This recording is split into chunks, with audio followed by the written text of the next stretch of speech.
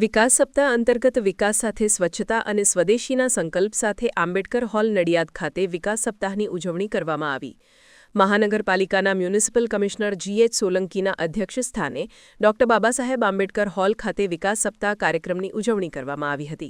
મહાનગરપાલિકાના commissioner G.H. સોલંકીએ પ્રાસંગિક પ્રવચનમાં જણાવ્યું હતું કે 7-10-2001ના રોજ તત્કાલીન મુખ્યમંત્રી નરેન્દ્રભાઈ મોદીએ શપથ લીધા બાદ વિકાસ મંત્રને સાકાર કરી આજે રાજ્યને દરેક ક્ષેત્ર જેવા કે આરોગ્ય, આવાસ, શિક્ષણ, રોજગારી અને પ્રાથમિક સુવિધાઓના રોડ, રસ્તા, ગટર પાણી જેવા વિકાસના કામોને જન સુધી પહોંચાડ્યા છે.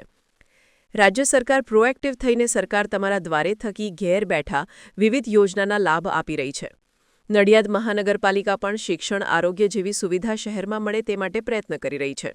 વર્ષ 2047માં આઝાદીના 100 વર્ષની ઉજવણીના આયોજનના ભાગરૂપે શહેરની સરહદના ગામોનો પણ ગામલોકો વિસ્થાપિત થયા વગર વિકાસમાં જોડાય તે માટે પ્રયત્ન કરી રહી છે. નડિયાદ મહાનગરપાલિકામાં 10 ગામો ઉમેરાયા છે. આવતા 5 વર્ષમાં વિકાસના વિવિધ કામો સાકાર થશે, જ્યારે ₹288 કરોડના વિકાસ કામો પ્રારંભ કરી દીધા છે. રાજ્ય સરકાર પણ સૌને શ્રેષ્ઠ સુવિધા મળી રહે તે માટે હંમેશા મહાનગરપાલિકાની પડખે ઊભી છે.